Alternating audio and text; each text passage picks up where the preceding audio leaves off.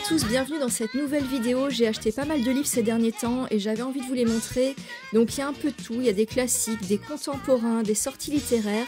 On ne perd pas de temps et on commence tout de suite par quelques services presse que j'ai reçus. Les éditions aux Forges de Vulcain ont eu la gentillesse de m'envoyer Ma Tempête d'Éric Pessan. Alors La Tempête, c'est le nom d'une pièce de théâtre de Shakespeare. Et dans ce livre, on va suivre un metteur en scène qui apprend que le spectacle sur lequel il travaillait d'arrache-pied depuis plusieurs mois tombe à l'eau.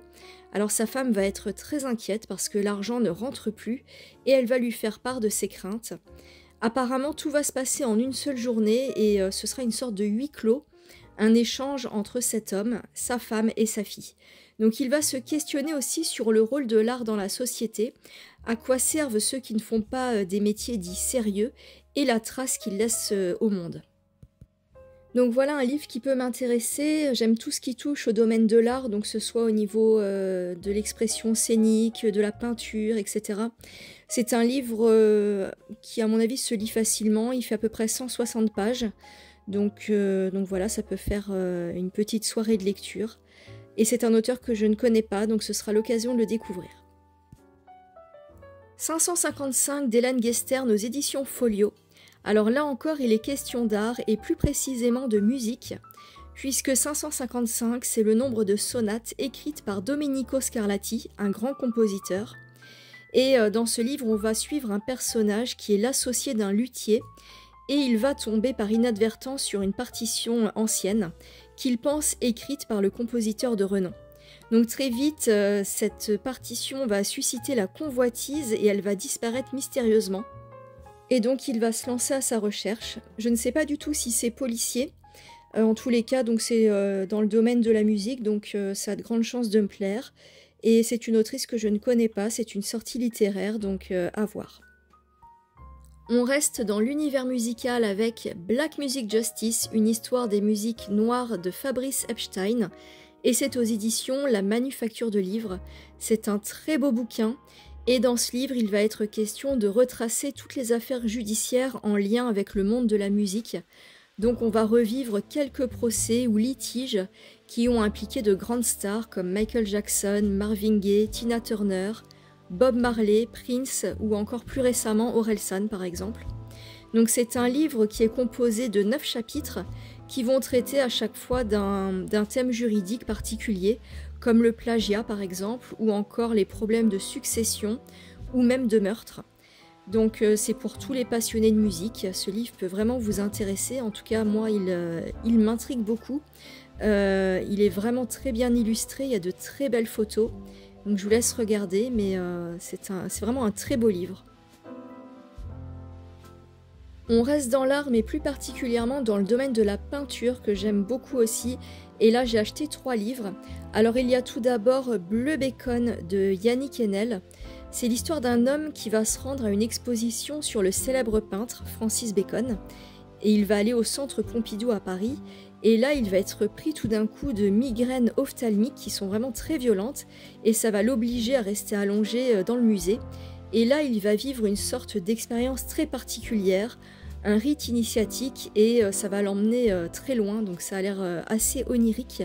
Et j'espère aussi en apprendre beaucoup sur le peintre à travers ce livre, donc j'ai malheureusement pas eu encore la chance d'observer ces toiles dans tous les musées que j'ai visités, donc j'espère voyager à travers ce livre et en apprendre sur cet artiste. J'ai également acheté un livre qui me faisait de l'œil, c'est Les Vies rêvées de la baronne d'Ottingen, de Thomas Negaroff. J'aime beaucoup la couverture. Alors c'est l'histoire d'une femme qui a réellement existé. Elle est née en Ukraine au 19e siècle et c'était une artiste peintre, une femme de lettres, et elle a côtoyé les plus grands, les artistes en vogue à l'époque. Donc je pense que ça doit être vraiment très intéressant. Et j'imagine que c'est une biographie romancée de l'artiste. Donc je pense qu'elle va croiser pas mal de beau monde et ça va être fabuleux à mon avis. Donc j'ai vraiment hâte de m'y plonger. Et je précise que tous ces bouquins sont des sorties littéraires. Alors le 3e livre, c'est L'inconnu du portrait de Camille de Peretti. C'est une autrice que j'avais lue il y a 15 ans. Un peu plus même, avec Tornitorynx. C'était un livre qui parlait d'anorexie. Donc là, on change complètement de sujet puisque dans ce bouquin, l'autrice va imaginer la vie de celle qui a posé pour Klimt, le célèbre peintre.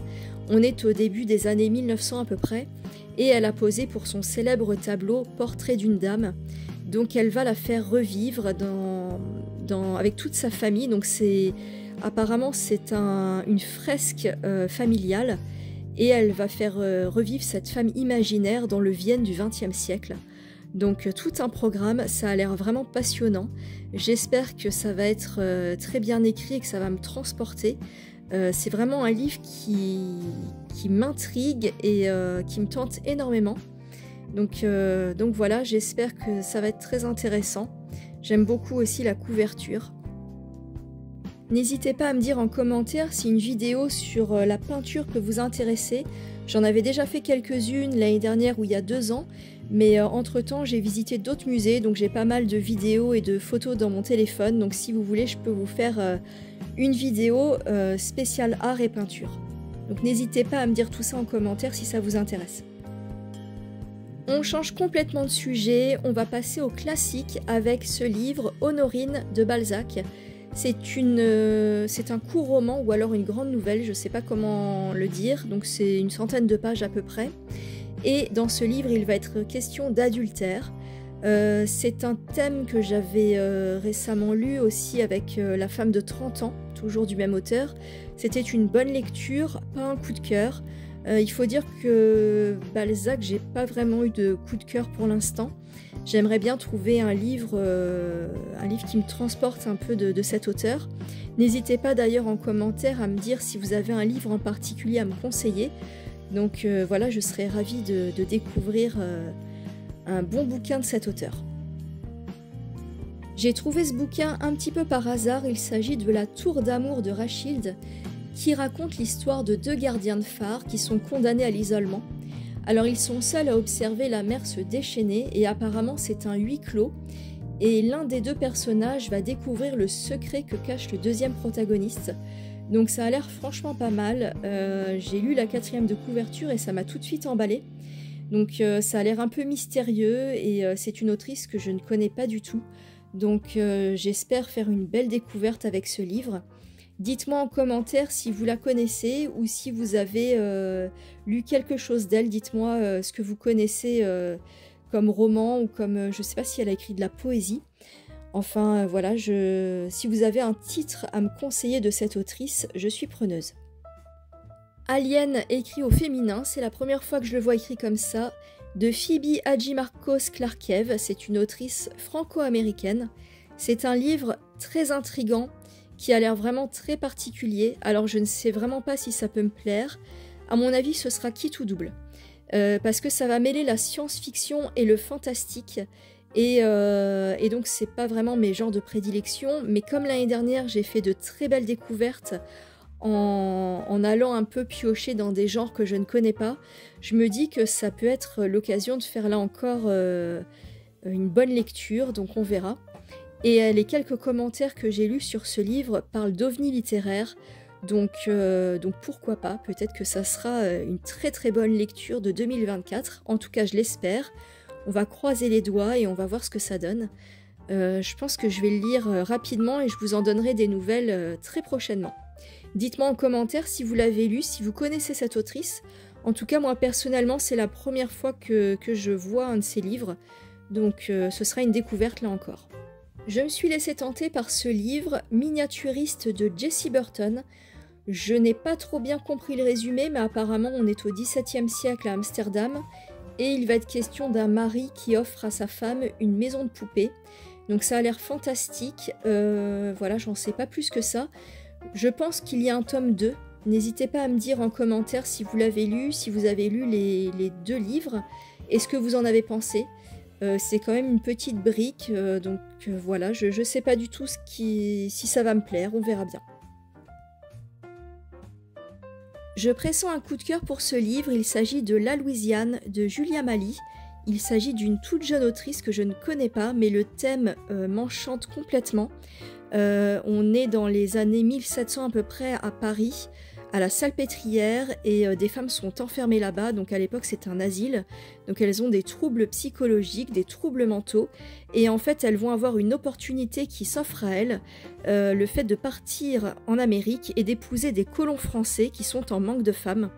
Donc ça va être assez aventureux à mon avis et en lien avec la psychologie, donc je pense que ça peut énormément me plaire. En tout cas, si l'écriture est belle, si c'est bien tourné, bien agencé, peut-être que ce livre fera l'objet d'un coup de cœur, donc à voir. J'ai vraiment hâte de m'y plonger et à mon avis, je vais le lire au mois de février.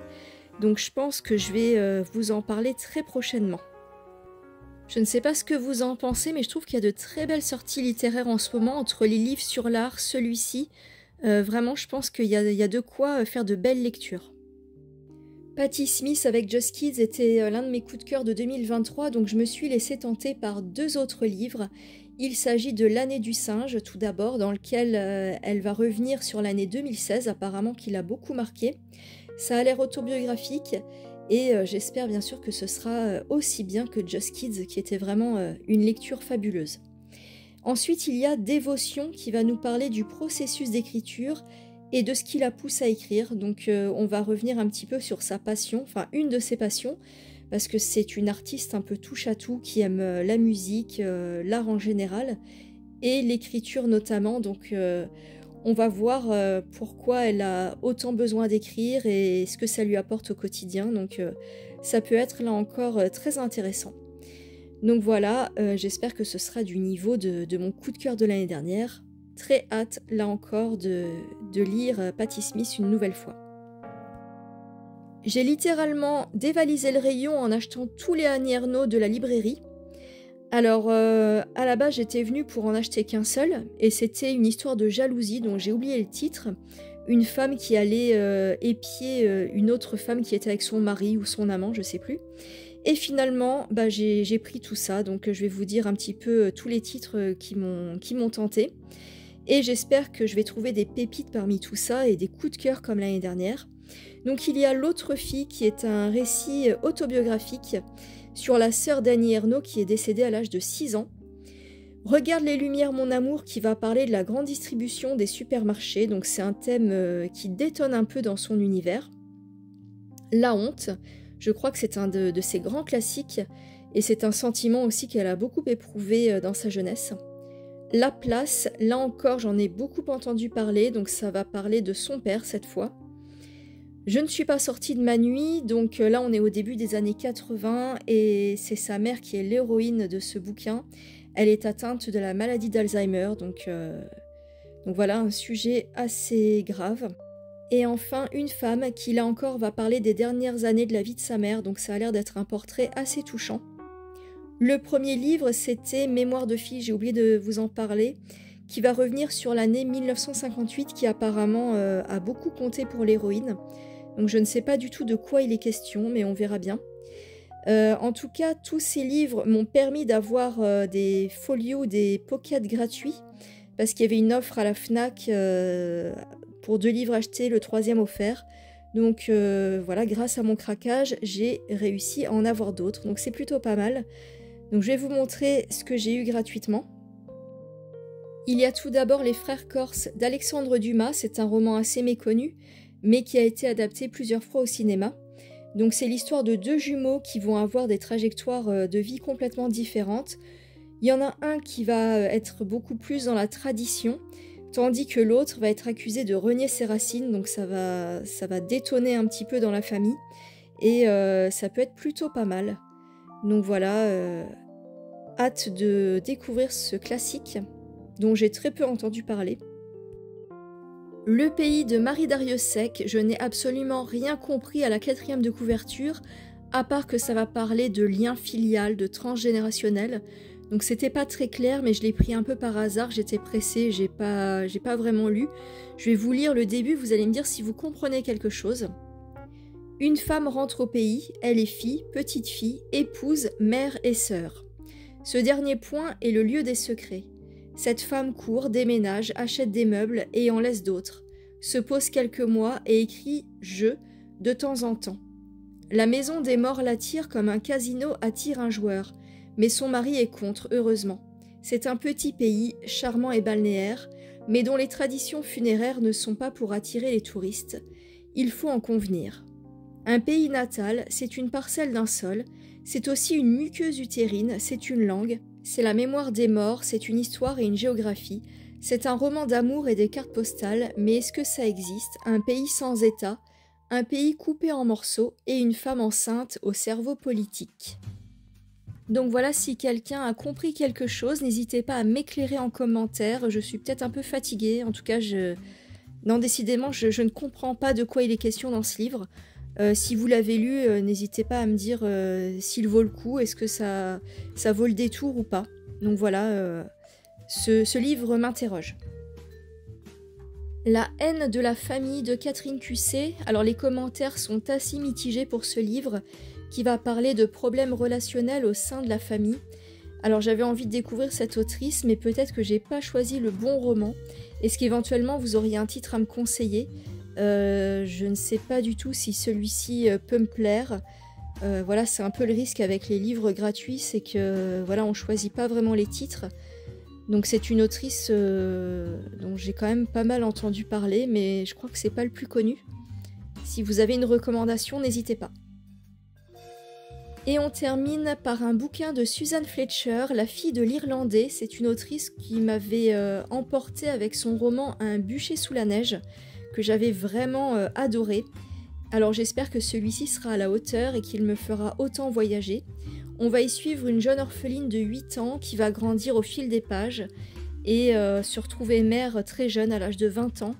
Donc il va être aussi question de disparition d'enfants et d'un village où l'ambiance est très pesante. Donc voilà, je ne sais pas trop de quoi il retourne, mais voilà, ça a l'air intéressant à voir. Ce book haul est maintenant terminé, n'hésitez pas à me dire en commentaire ce que vous avez pensé des livres présentés aujourd'hui, et s'il y en a parmi ceux dont je vous ai parlé qui vous font de l'œil. Voilà, quant à moi je vous dis à très vite, sûrement pour un point lecture. À bientôt.